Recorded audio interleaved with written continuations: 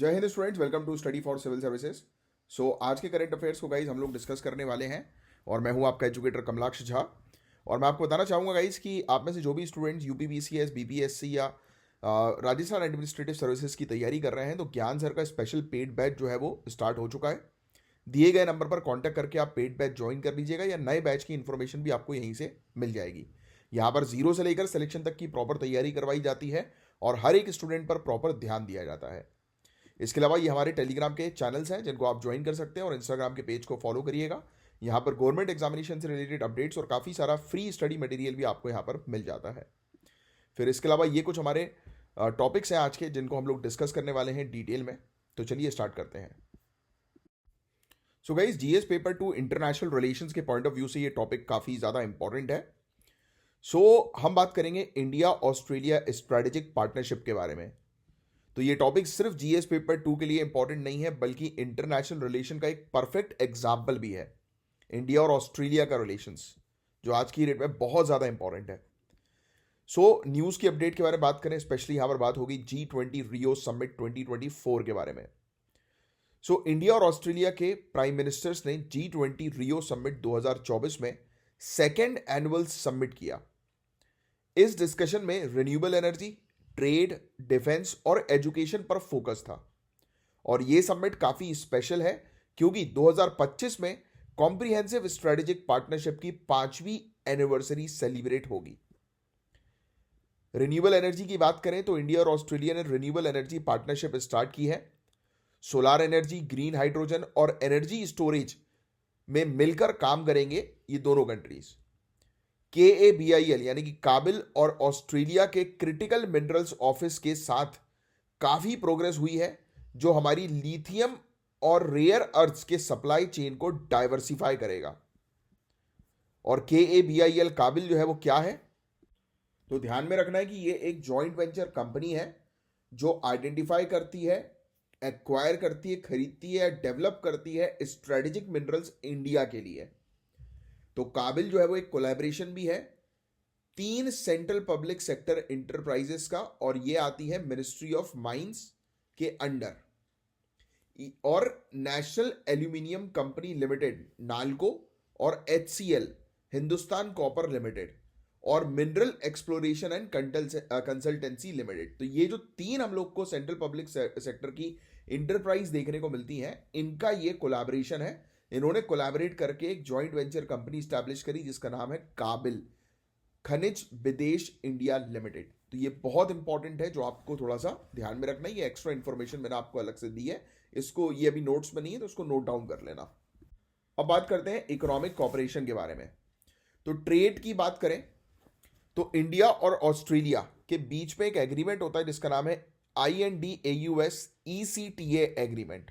ECTA का जो है वो फुल फॉर्म है economic cooperation and trade agreement, as simple as that. फिर इसके अलावा आपको बता दें कि ये जो एग्रीमेंट जो हुआ है इंडिया ऑस्ट्रेलिया के बीच में, इस एग्रीमेंट की वजह से सिर्फ 2 सालों में व्यापार यानी कि ट्रेड जो है वो 40% बढ़ गया है। अब दोनों कंट्रीज जो है वो एक कॉम्प्रिहेंसिव इकोनॉमिक कॉपरेशन एग्रीमेंट यानी कि CECA पर फोकस कर रही हैं, जो और नई इकोनॉमिक अपॉर्चुनिटीज क्रिएट करेगा। India Australia business exchange programme, इसको 2028 तक एक्सटेंड किया गया है। यह बिजनेस को एक दूसरे के मार्केट्स में एंटर करने का चांस देगा। इसके अलावा आगे की बात करते हैं मोबिलिटी की। मोबिलिटी मतलब कि यहां पर जो है वो बात हो रही है ट्रांसपोर्टेशन की। 2024 में लॉन्च हुआ working holiday maker visa programme, जो इंडियन यूथ को ऑस्ट्रेलिया में शॉर्ट टर्म वर्क करने का मौका देगा। यानी कि इंडियन जो युवक हैं ये ट्रांसपोर्ट यानी कि ये जाएंगे ऑस्ट्रेलिया में शॉर्ट टर्म पीरियड के लिए। और किस प्रोग्राम के through? Working holiday maker visa programme. साथ ही मेट्स स्कीम स्टेम ग्रेजुएट्स के लिए एक गोल्ड माइन बन सकती है। स्टेम यानी कि साइंस, टेक्नोलॉजी, इंजीनियरिंग, मैथमेटिक्स, इस फील्ड में जो ग्रेजुएट्स हैं उनके लिए सबसे बेस्ट हो सकती है मेट्स स्कीम। तो ऐसी काफ़ी सारी स्कीम्स दोनों कंट्रीज़ ने इस्टेब्लिश करी है जिससे कि एक दूसरे कंट्रीज़ के लोग जो है वो कनेक्ट हो और दोनों कंट्रीज़ की इकोनॉमी को, मार्केट को जो है वो बूस्ट करने में हेल्प करें। अब बात करते हैं डिफेंस और सिक्योरिटी की। डिफेंस रिलेशंस और ज्यादा स्ट्रांग हो रहे हैं। 2025 में joint declaration on defence and security corporation renew होगा और मैरीटाइम सिक्योरिटी रोड मैप पर काम हो रहा है, यानी कि समुद्री सुरक्षा पर काम ऑलरेडी चल रहा है। इंडियन डिफेंस इंडस्ट्रीज ने ऑस्ट्रेलियन डिफेंस एक्सपोज में पहली बार पार्टिसिपेट किया। ये एक बड़ी बात है guys, specially GS paper 3 defence technology के पर्सपेक्टिव से, कि हमने ऑस्ट्रेलिया के शो में, यानी कि उनका जो शो था डिफेंस का, उसमें पहली बार हमने अपने प्रोडक्ट्स को जो है वहां पर शोकेस किया। अब एजुकेशन, स्पोर्ट और कल्चर की बात करें तो ऑस्ट्रेलिया की यूनिवर्सिटीज ने इंडिया में अपने कैंपसेस शुरू कर दिए हैं और दोनों कंट्रीज स्पोर्ट्स, साइंस और ट्रेनिंग में काफी ज्यादा कोलैबोरेट कर रही हैं। सांस्कृतिक रिलेशंस की बात करें, कल्चरल टाइज की बात करें तो ये और स्ट्रॉन्ग करने के लिए इसको बेंगलुरु और ब्रिस्बेन में नए कंसुलेट चालू किए जा रहे हैं। अब रीजनल और मल्टीलैटरल कॉपरेशन की बात करें तो इंडो पैसिफिक क्षेत्र को कैसे भूल सकते हैं। तो इंडो पैसिफिक क्षेत्र की स्टेबिलिटी के लिए दोनों कंट्रीज ने यूएनसीएलओएस के प्रिंसिपल को फिर से पुष्टि दी है। क्वाड पर, यानी कि क्वाड्रिलैटरल ग्रुप, इस पर साइबर सिक्योरिटी और क्लाइमेट चेंज के इश्यूज पर काफी प्रोग्रेस हो रही है। तो क्वाड पर भी प्रोग्रेस कर रहे हैं, साइबर सिक्योरिटी पर, क्लाइमेट चेंज पर, इन पूरे मुद्दों पर जो है फोकस किया जा रहा है। 2024 इंडियन ओशियन कॉन्फ्रेंस पर्थ में होस्ट हुई और इंडिया 2025 में इंडियन ओशियन रिम एसोसिएशन की हेड होगी। तो ये रीजनल लीडरशिप के लिए एक माइलस्टोन जो है वो होने वाला है। सो गाइज, ये पार्टनरशिप सिर्फ ट्रेड और डिफेंस तक लिमिटेड नहीं है, बल्कि एक होलिस्टिक फ्रेमवर्क बन चुका है। चाहे रिन्यूएबल एनर्जी हो या कल्चर हो या इंडिया ऑस्ट्रेलिया रिलेशन का एक मॉडल बायलैटरल रिलेशनशिप जो है वो बन रहा है। ये एक काफी अच्छा टॉपिक था। ये इंटरव्यू के लिए भी इंपॉर्टेंट है, जीएस पेपर 2 के लिए भी इंपॉर्टेंट है, आपको समझने के लिए भी इंपॉर्टेंट है कि किस प्रकार के रिलेशंस हमारे आज की डेट में ऑस्ट्रेलिया के साथ देखने को मिल रहे हैं। अब हम बात करेंगे इंडिया के ट्रेड डेफिसिट की डायनेमिक्स के बारे में। ट्रेड डेफिसिट हिंदी में तो आप जानते ही होंगे, व्यापार घाटा, नाम से ही समझ में आ रहा है। ट्रेड डेफिसिट का मतलब क्या है कि जब हम एक्सपोर्ट कम करते हैं, इंपोर्ट ज्यादा करते हैं। तो इंडिया के ट्रेड डेफिसिट के बारे में ये आर्टिकल है। तो काफी सारी चीजें हम लोग समझने वाले हैं। इवन पता है, एक काफी अलग टाइप की चीज हम समझेंगे कि कैसे हमारी इकोनॉमी के लिए ये एक स्ट्रेंथ बन रहा है। तो सोचो आप, ये तो एक नुकसान ही होता है, बट ये स्ट्रेंथ कैसे बन रहा है, तो we will going to discuss about that. तो ध्यान से सुनना हर एक चीज।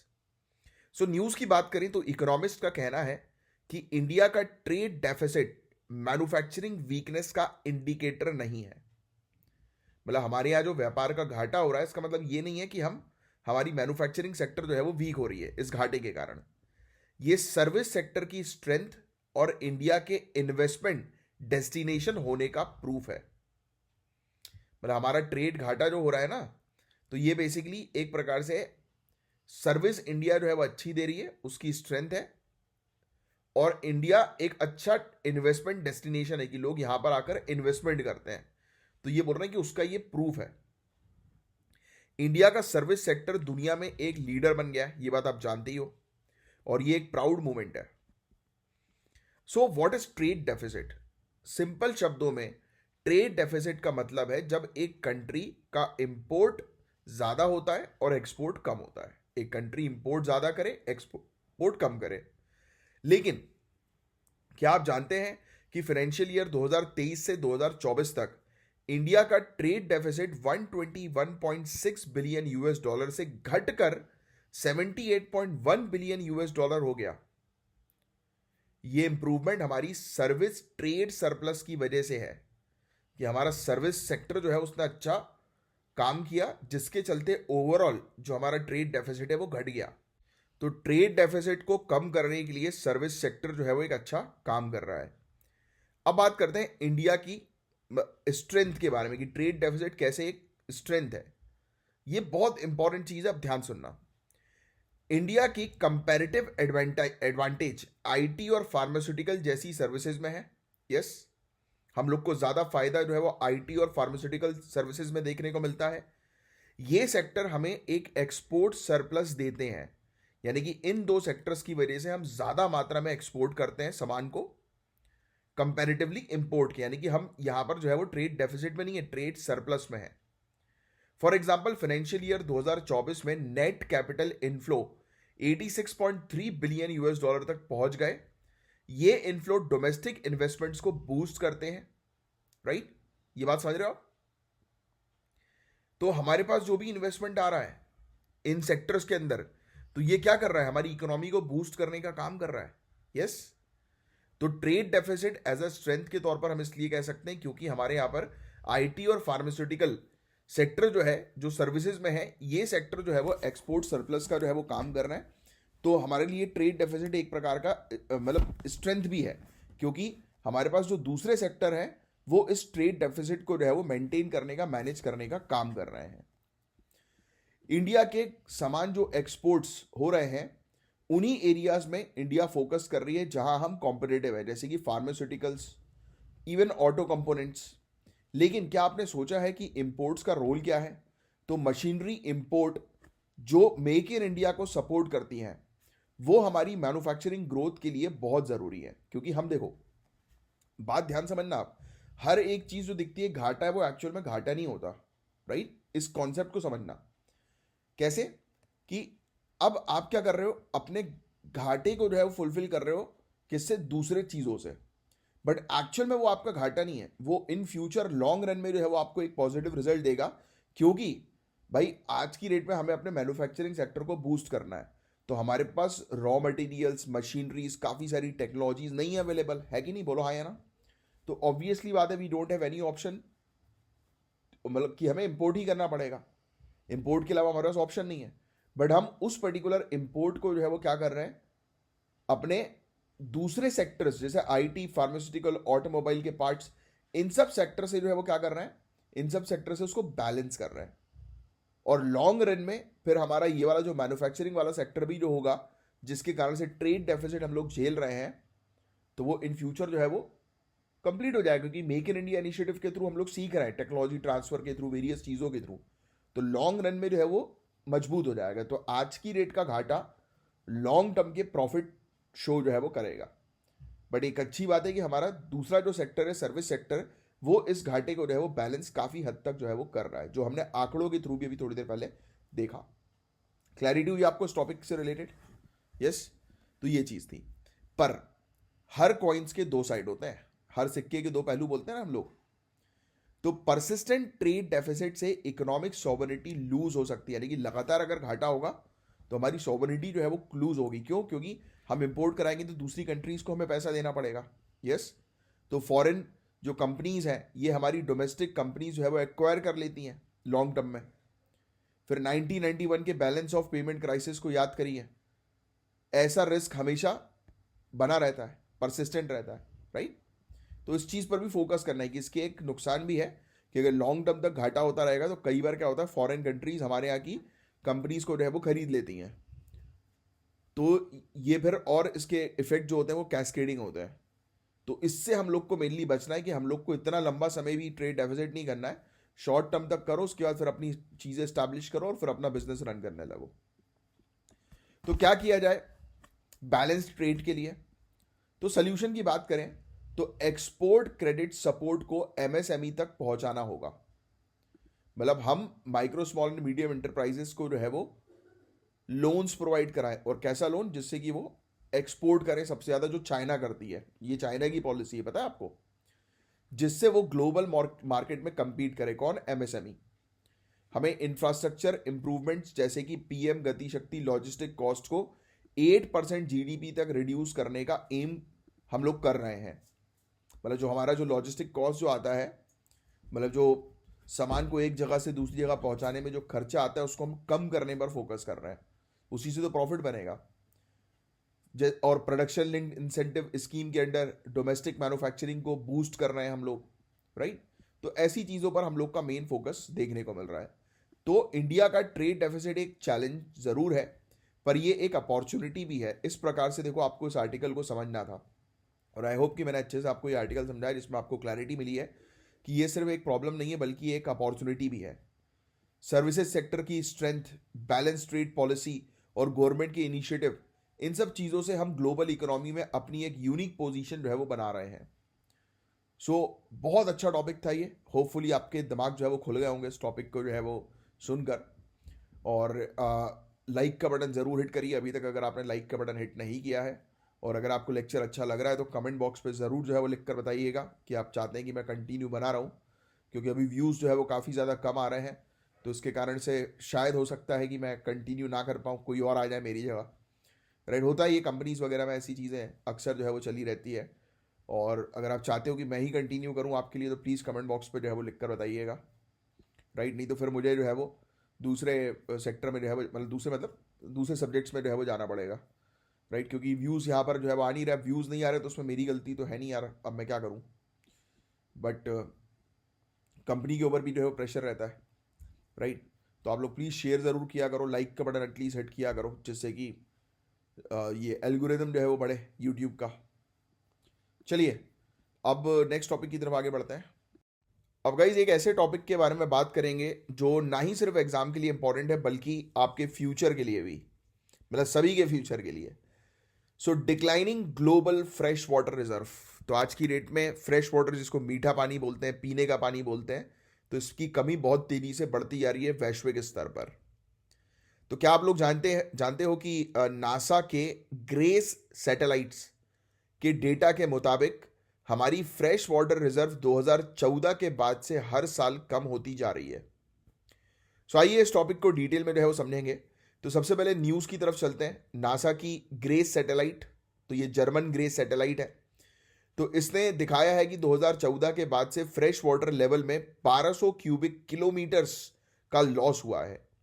ये डायरेक्टली 2014-16 के एल नीनो से लिंक किया जा रहा है और इसने रेनफॉल पैटर्न्स को काफ़ी डिस्टर्ब किया था 2014 से 16 के एल नीनो ने। और ये बस एक शुरुआत है, पूरे दुनिया भर में ड्रॉट यानी कि सूखा जो है उसका परसिस्टेंट फेज जो है वो शुरू हो गया, यानी कि लगातार सूखे की प्रॉब्लम हम लोग को देखने को मिल रही है पूरे दुनिया भर में, ये बात आप जानते ही हैं। तो मेन रीजन जो है वो क्या है इस गिरावट के, इस डिक्लाइन के, कि क्यों हम लोग को देखने को मिल रहा है कि फ्रेश वाटर जो है वो कम होता जा रहा है। तो पहला, एल नीनो का इवेंट।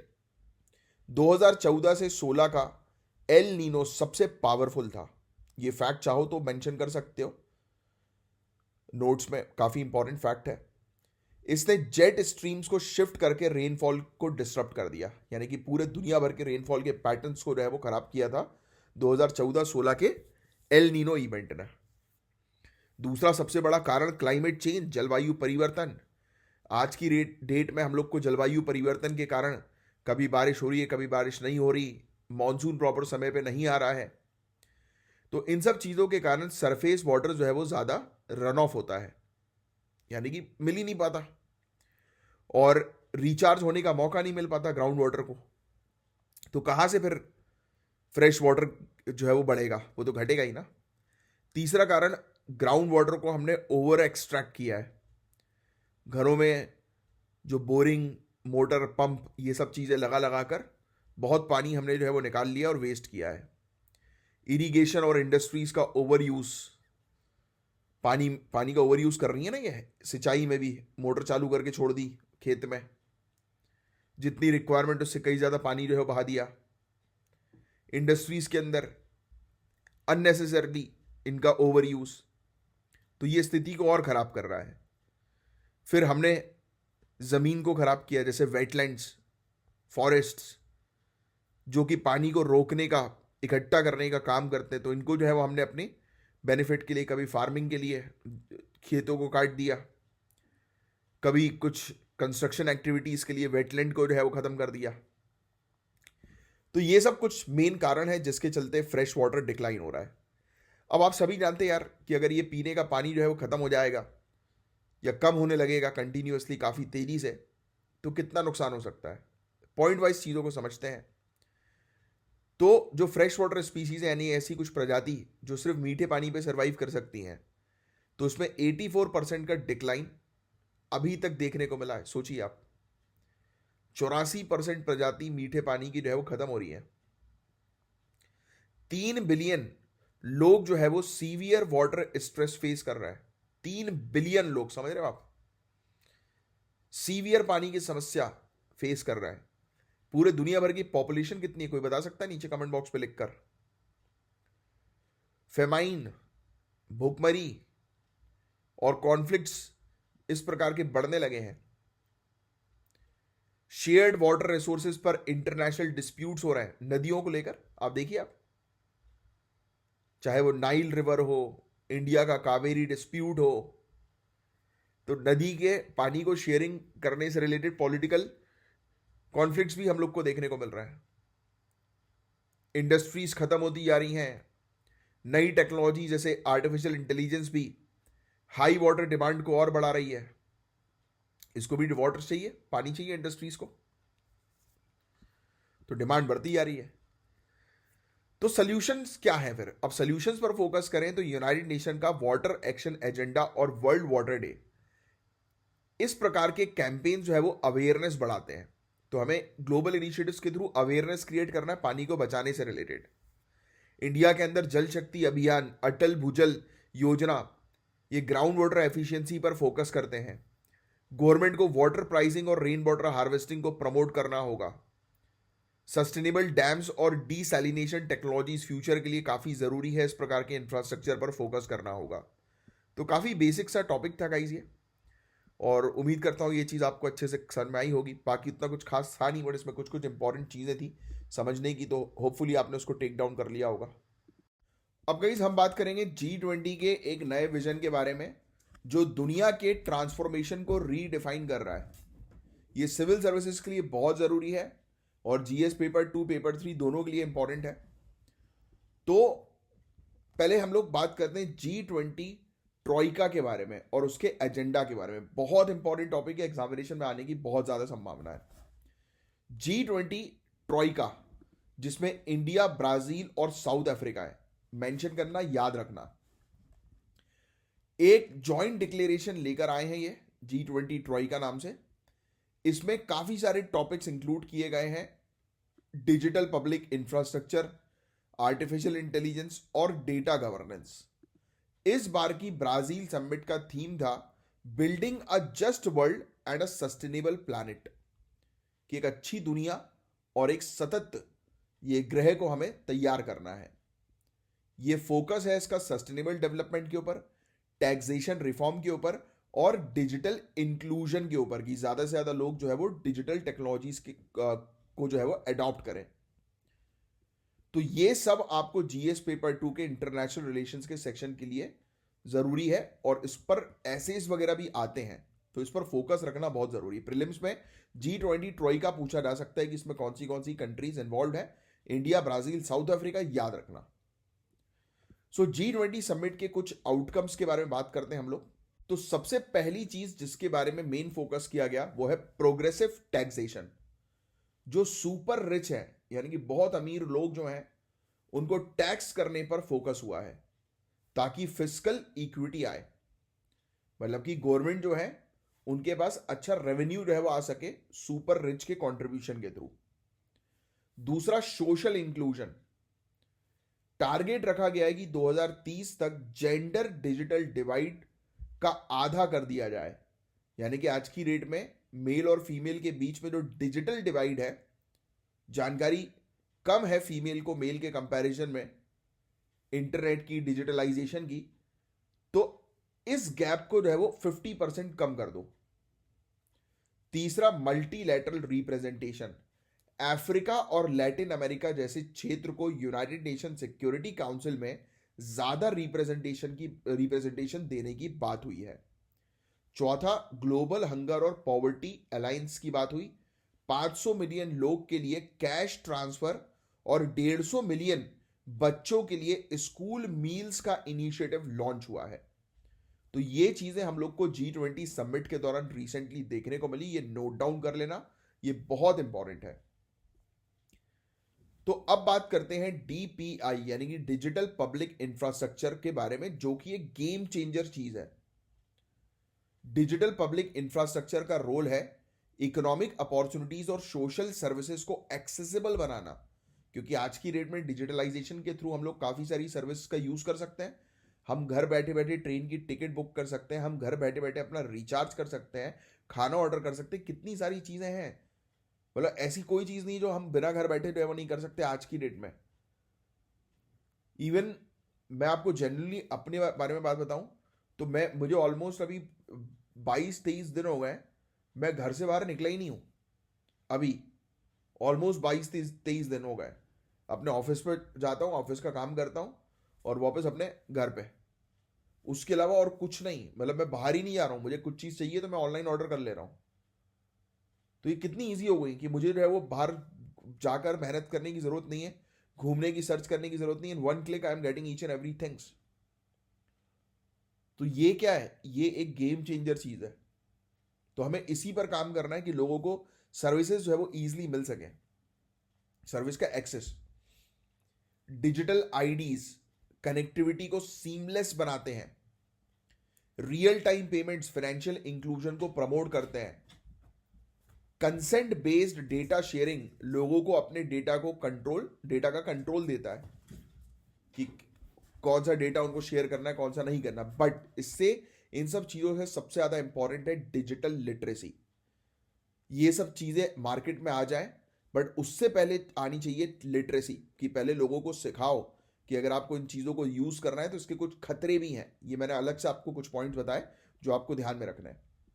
अब ये वाली चीज जो मैंने जितनी आपको बताई, ये जीएस पेपर 3 में टेक्नोलॉजी वाले सेक्शन में आपको हेल्प करेगा। अब इंडिया ने सस्टेनेबल डेवलपमेंट की फील्ड में एक्स्ट्रॉर्डिनरी काम किया है। 4 करोड़ परिवारों को घर दिए हैं, 12 करोड़ घर को क्लीन वाटर से कनेक्ट किया गया है। ये इंडिया के सस्टेनेबल डेवलपमेंट के अचीवमेंट है, बहुत इंपॉर्टेंट, जो नोट डाउन कर लेना। इंडिया ने पेरिस एग्रीमेंट टारगेट्स को ऑलरेडी अचीव कर लिया है और रेन्यूएबल एनर्जी कमिटमेंट्स में 200 गीगावाट तक पहुंच गई है। तो सोचो, पेरिस एग्रीमेंट्स के टारगेट इंडिया ने अपने अपने टारगेट्स को खुद के अचीव कर लिया। इनिशिएटिव्स जैसे कि मिशन लाइफ और ग्लोबल बायोफ्यूल अलायंस, ये बताता है कि इंडिया जो है वो ग्लोबल लीडर बन रही है सस्टेनेबल डेवलपमेंट के मामले में। G20 के इंपैक्ट को समझना बहुत ज्यादा आप लोग के लिए जरूरी है। तो G20 का रोल जो है वो क्या होने वाला है, तो पहली चीज तो 85% पूरे दुनिया भर की जीडीपी और 75% पूरे दुनिया भर के एक्सपोर्ट्स G20 कंट्री से आते हैं। तो इसका एक इकोनॉमिक इन्फ्लुएंस है, यानी कि इस G20 की समिट के दौरान जो भी चीज हो रही है वो बहुत ज्यादा इंपॉर्टेंट है ग्लोबल लेवल पर। क्यों? क्योंकि इतने सारे लोग उसमें इन्वॉल्व हैं। 2008 का फाइनेंशियल क्राइसिस, कोविड-19 के वक्त G20 का काफी बड़ा रोल था। G20 कंट्रीज के 80% कार्बन एमिशन को एड्रेस करने का क्लाइमेट चेंज के लिए क्रिटिकल है। अगर G20 countries climate change actions जो है वो लेती हैं तो क्लाइमेट चेंज की समस्या जो है वो रिजॉल्व आसानी से हो सकेगी। सो G20 के इनिशिएटिव का अल्टीमेट गोल है अंडर प्रिविलेज रीजन्स और मार्जिनलाइज्ड ग्रुप को अपलिफ्ट करना। जो पिछड़ा क्षेत्र है, पिछड़े जो लोग हैं, उनको ऊपर लेकर आना। Gender equality, digital inclusion, sustainable development goals, इन सब को अचीव करने पर मेन फोकस G20 की समिट का भी हमें देखने को मिला। तो G20 का विजन सिर्फ एक एजेंडा नहीं है, बल्कि एक ग्लोबल ट्रांसफॉर्मेशन का रोड मैप है। ये मेंस आंसर राइटिंग के लिए काफी हेल्प करेगा और इवन प्रीलिम्स में भी इससे रिलेटेड काफी क्वेश्चंस आ सकते हैं। तो बहुत ही ज्यादा इंपॉर्टेंट टॉपिक था गाइस ये। अगर आप मुझे करीब 1-1.5 महीने से फॉलो कर रहे हैं तो कार्बन क्रेडिट का टॉपिक तो आपको अच्छे से पता ही होगा, क्योंकि पहले भी हम कार्बन क्रेडिट के टॉपिक को कवर कर चुके हैं।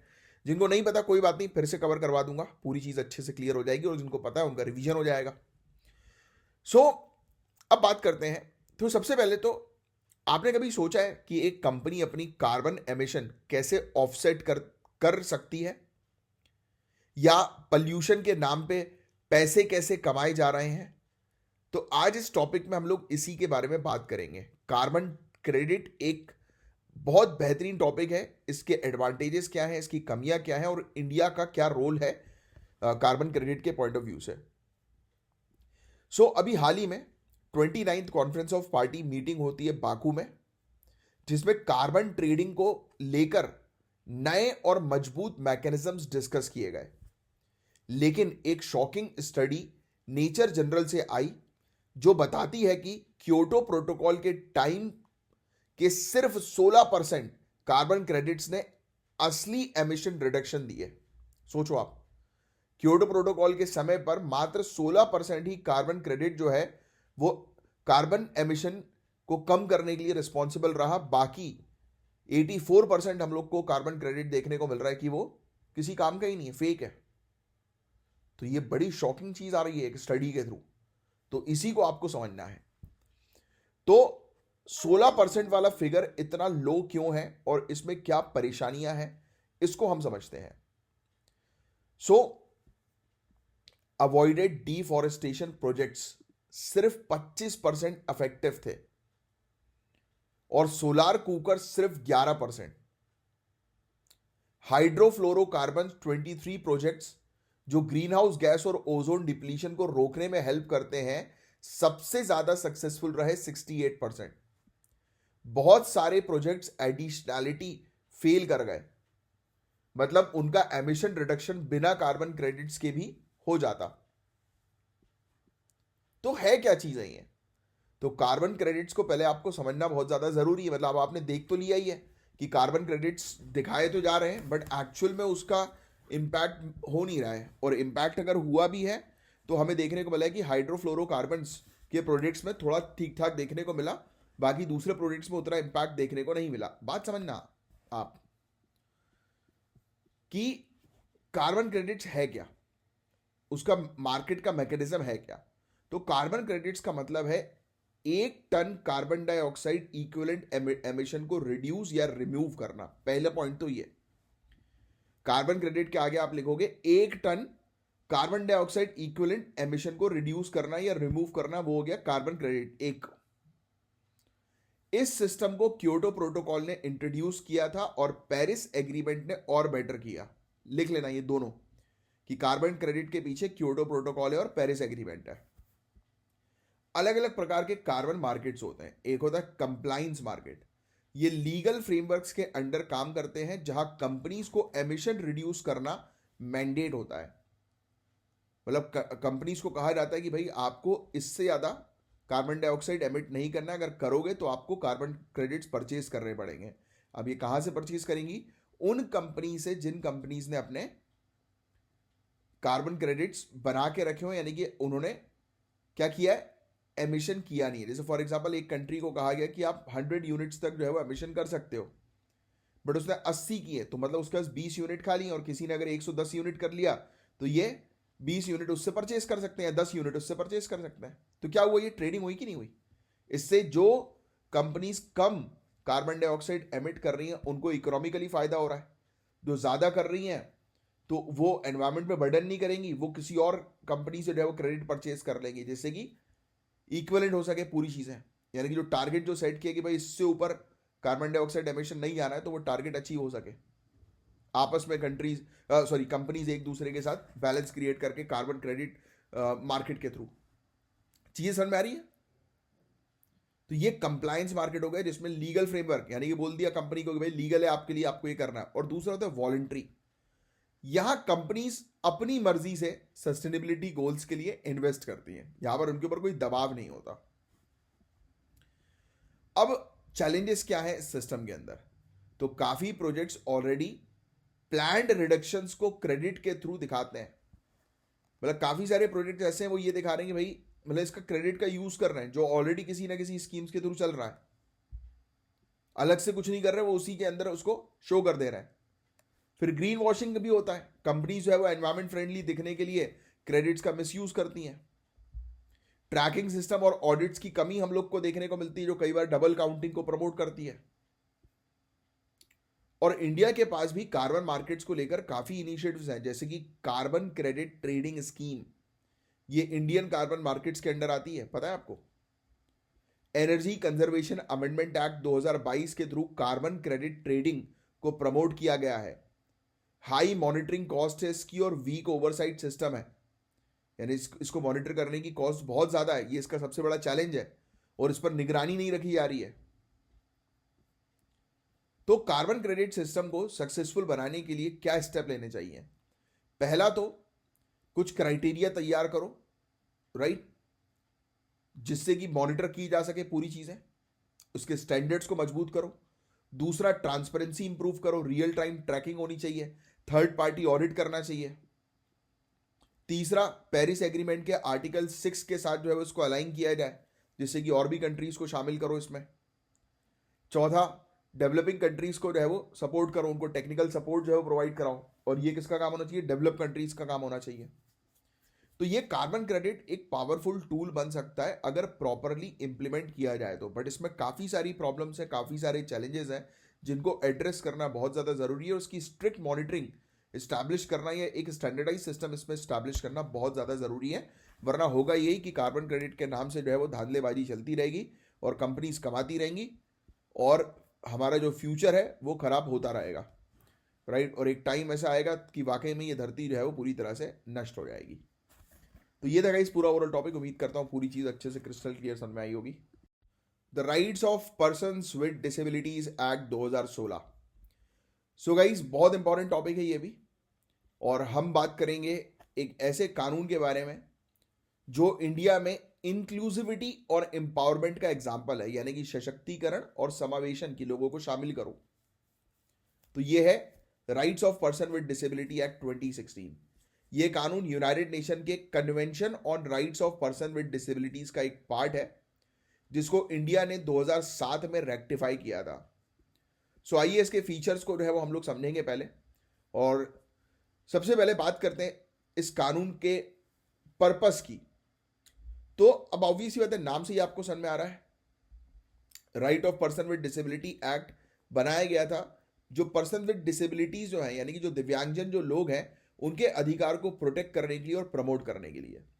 ये कानून इंश्योर करता है कि उन्हें हर फील्ड में इक्वलिटी मिले, जैसे education, employment, health care, public places में एक्सेस करने के लिए, है ना।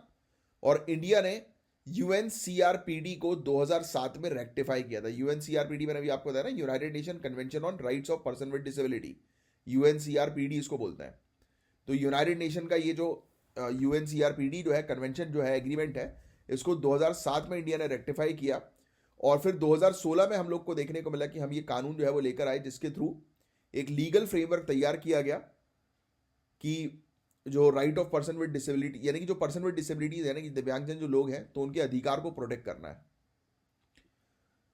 सो अब बात करते हैं इसके फीचर्स की। तो ये कानून जो है वो मैंडेट करता है एक्सेसिबल एनवायरनमेंट को क्रिएट करें, यानी कि पब्लिक प्लेसेस, ट्रांसपोर्ट और सर्विसेज सब एक्सेसिबल होने चाहिए पर्सन विद डिसेबिलिटी के लिए। इसलिए आप देखते होंगे चाहे वो एयरपोर्ट हो, रेलवे स्टेशन हो, कहीं पर भी दिव्यांगजन लोगों के लिए अलग व्यवस्था होती है। इवन जो पब्लिक वॉशरूम्स वगैरह होते हैं, उस वहाँ पर भी आप जैसे पब्लिक वॉशरूम यूज़ करोगे तो वहाँ पर आप देखोगे जब वॉशरूम में चढ़ते हैं तो सीढ़ियाँ भी लगी रहती है, और वो भी रहता है, वो भी रहती है, उसको क्या इंक्लाइंड, है ना, तो जहाँ पर व्हील चेयर वगैरह चलाई जा सकती है, समझ रहे हो। फिर इसके अलावा स्कूल्स और कॉलेजेस को इंश्योर करना होगा कि फैसिलिटीज़ जो है वो स्पेशल चाइल्ड के लिए अवेलेबल हो, या स्पेशल पर्सन के लिए अवेलेबल हो, या पर्सन विद स्पेशल नीड्स के लिए अवेलेबल हो, ऐसा भी आप कह सकते हो। फिर इसके अलावा प्राइवेट और गवर्नमेंट सेक्टर दोनों में जो है वो एम्प्लॉयमेंट कोटास भी इंट्रोड्यूस किए गए हैं, तो इन सब कानून के थ्रू। अब ये चीज़ भी ध्यान रखना, प्राइवेट सेक्टर के अंदर भी ये कोटास होते हैं कि पर्सन विद डिसेबिलिटीज़ को इंक्लूड करना है। तो अब सोचिए कि अगर हम सब मिलकर एक्सेसिबल एनवायरनमेंट बनाने में हेल्प करें तो कितनी जिंदगियां जो है वो बदल सकती है, और ये आगे चल के आपका भी रोल होगा एज अ ब्यूरोक्रेट के तौर पर। आगे बढ़ते हैं। तो 2017 में कानून के रूल्स नोटिफाई किए गए, और rule number 15 specifically accessible products and services के डेवलपमेंट को मैंडेट करता है। रूल नंबर 15 इस कानून का ये बोलता है कि नहीं भाई, जो पर्सन विद डिसेबिलिटीज है उनके लिए अलग टाइप के प्रोडक्ट्स जो है वो तैयार करो, स्पेशल नीड्स के उनके प्रोडक्ट तैयार करो, मैन्युफैक्चर करो इंडिया के अंदर। जैसे पब्लिक प्लेसेस में रैम्प्स बनाओ, जो मैं आपको बोल रहा था कि वो जो इंक्लिनेशन होता है वो रैम्प बोलते हैं उसको। टेक्टाइल पाथवेज जो है वो तैयार करो, राइट। डिजिटल सर्विसेज में स्क्रीन रीडर्स को इंक्लूड करो। ये सब रूल 15 के अंदर कवर्ड है। एक एक डिसेबिलिटी फ्रेंडली इंफ्रास्ट्रक्चर बनाने की रिस्पॉन्सिबिलिटी अब सिर्फ गवर्नमेंट की नहीं, प्राइवेट स्टेक होल्डर्स की भी है। इवन हमारी जो नोट है, करेंसी है, उसमें आप देखिए साइड में जो है वो बाइल लैंग्वेज आपको जो है मिल जाएगी। वहां पर 2 लकीरें 3 लकीरें ऐसी दिखाई देंगी आपको दोनों कोने में, जिसको एक ब्लाइंड पर्सन जो है वो आराम से उसको टच करके जो है वो बता सकता है कि वो कितने रुपए का नोट है। ऐसी काफ़ी सारी जगह पर ट्रेन्स के अंदर हो गया आजकल, सीट नंबर्स पे आप देखिएगा ट्रेन के सीट नंबर्स पे रहो बाई लैंग्वेज मेंशन मिल जाएगी आपको। तो अब एक इंपॉर्टेंट टेक्निकल टर्म समझते हैं, बेंचमार्क डिसेबिलिटी। इसका मतलब है किसी स्पेसिफाइड डिसेबिलिटी का एटलीस्ट 40% होना। बेंचमार्क डिसेबिलिटी होना इसलिए जरूरी है क्योंकि गवर्नमेंट स्कीम्स और बेनिफिट्स में एलिजिबिलिटी के लिए यह कंडीशन रखी गई है। फॉर एग्जाम्पल कि अगर किसी को 40% से ज्यादा हियरिंग इंपेयरमेंट है तो वो हियरिंग एड्स के लिए सब्सिडी या रिजर्वेशन बेनिफिट क्लेम कर सकते हैं। आपको क्या लगता है कि ये 40% थ्रेशोल्ड ठीक है या इससे लोअर होना चाहिए? तो आप अपना थॉट जो है वो कमेंट बॉक्स पे जरूर बताइएगा। तो ये हमने एक कानून के बारे में बात करी, इसका एक ओवरव्यू दिया। ये काफी इंपॉर्टेंट टॉपिक, आप ट्राई करिए कि इस क्वेश्चन का आंसर जो है वो देने की कमेंट बॉक्स पर। अब बात करेंगे H5N1 वायरस के बारे में। तो ये जो टॉपिक है गाइस ये बहुत ज्यादा इंपॉर्टेंट है, इससे रिलेटेड प्रीलिम्स में भी डायरेक्ट क्वेश्चन जो है वो पूछे जाते हैं। H5N1 एक टाइप का इन्फ्लुएंजा वायरस है जो मेनली बर्ड्स को इन्फेक्ट करता है, इसलिए इसे एवियन इन्फ्लुएंजा भी कहते हैं। लेकिन अगर ह्यूमंस इसका एक्सपोजर ज्यादा हो, यानी कि ह्यूमंस में इसका एक्सपोजर यानी कि ह्यूमंस मतलब इस प्रकार की वायरस के आसपास ज्यादा रहे तो सीवियर इन्फेक्शन होने का रिस्क है। सबसे इंटरेस्टिंग बात यह है कि एक novel reassortant H5N1 virus recently develop हुआ है। इसका मतलब यह है कि यह वायरस दो डिफरेंट क्लेड्स, क्लेड 2.3.2.1c और क्लेड 2.3.4.4b, अब ये आंकड़ा याद रखने की जरूरत नहीं है, इसका जेनेटिक मटेरियल को मिक्स करके फॉर्म हुआ है। ये क्लेड्स पहले से साउथ ईस्ट एशिया में सर्कुलेट कर रहे थे, यानी कि एक नया वर्जन आप कह सकते हो कि वायरस का अभी रिसेंटली देखने को मिला। अब सवाल उठता है कि H5N1 ह्यूमंस को कैसे इन्फेक्ट करता है? तो सिंपल, ये पर्सन टू पर्सन स्प्रेड नहीं करता, यानी अगर कोई इंसान H5N1 से इन्फेक्ट हो जाते हैं तो वो डायरेक्टली दूसरे इंसान को इन्फेक्ट नहीं करेंगे। ये प्राइमरीली कॉन्टैक्ट के थ्रू स्प्रेड करता है, जैसे इन्फेक्टेड एनिमल्स या उनके बाय प्रोडक्ट से इंटरेक्शन। एक और इंपॉर्टेंट पॉइंट जो एग्जाम के लिए काफी रेलिवेंट है वो है seasonal influenza vaccine do not protect against H5N1। क्यों वैक्सीन जो है वो H5N1 को प्रोटेक्ट नहीं कर रही हैं?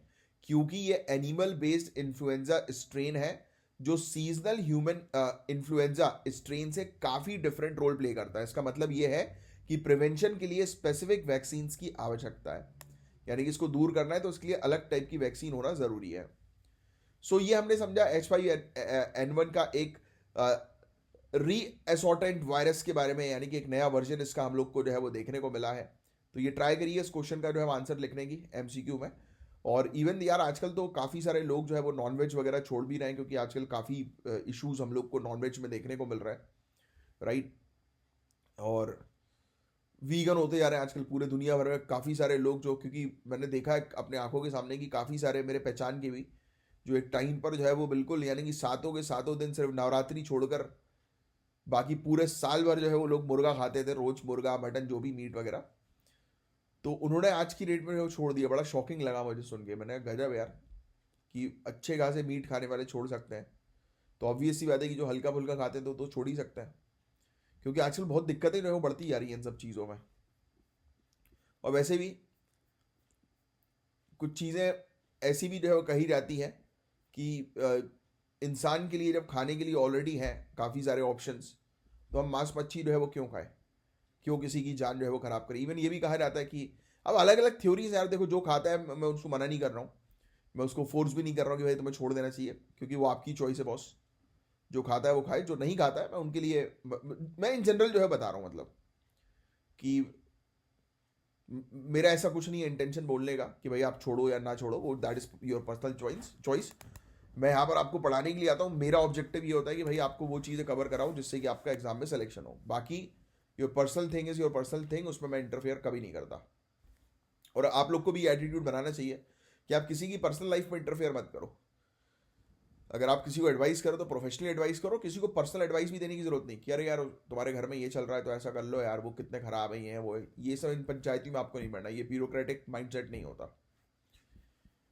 चलो एनीवेज, बाकी वीगन डाइट एक काफ़ी अच्छी डाइट जो है वो होती है। मैं आपको बता रहा था कि ये कहा जाता है कि जैसा आप खाओगे वैसा आपका माइंड बनेगा। इवन ऐसा भी मैंने सुना है कि जैसे कि कई बार, जैसे कि काटते हैं ना, जैसे चिकन को जो है वो उसका सर काट दिया, तो उस समय उसके अंदर क्या इमोशंस चल रहे होंगे, तो वो रिलीज हो जाते हैं हॉर्मोन्स के थ्रू। और फिर जब वो इमोशंस उसके आप जो है वो खाते हो मीट में, तो आपका ब्रेन भी फिर वैसा ही होने लगता है, ट्रिगर वैसे ही करने लगता है। एनीवेज, अलग अलग थ्योरीज हैं इसकी, और सबकी अपनी पर्सनल चॉइस है। चलो, अब नेक्स्ट टॉपिक में तो आपका यार ये मेंस का क्वेश्चन है एक। इसमें मैंने भी आपको टॉपिक जो है बताया था ना कि ये पर्सन विद डिसेबिलिटी एक्ट अभी हमने पढ़ा जस्ट थोड़ी देर पहले ही, right of person with disability act 2016 के बारे में। तो ये पूरी चीज़ जो मैंने भी आपको पढ़ाई है बस सेम वही है कि इसमें क्या क्या प्रॉब्लम्स आती हैं, क्या महत्व हम लोग को देखने को मिलता है, राइट। क्योंकि देखो इक्वलिटी पे लेके आना है इसके अंदर, आप वो यूनाइटेड नेशन का भी आप मेंशन करिए कन्वेंशन, राइट। तो ऐसी चीज़ आप मेंशन करोगे तो फैक्ट्स के साथ एक्सप्लेनेशन दोगे 120 से 150 वर्ड्स में, तब आपको मजा आएगा, आपको अच्छे मार्क्स मिलेंगे। तो ट्राई करो, प्रैक्टिस करो, जब तक प्रैक्टिस नहीं करोगे तब तक कुछ बनेगा नहीं बॉस, ठीक है। तो चलिए बस आज के लिए इतना ही गाइस, अब मैं मिलूंगा आपसे कल के लेक्चर में, और लेक्चर अच्छा लगा हो तो प्लीज़ लाइक का बटन ज़रूर हिट करिए। तो जय हिंद।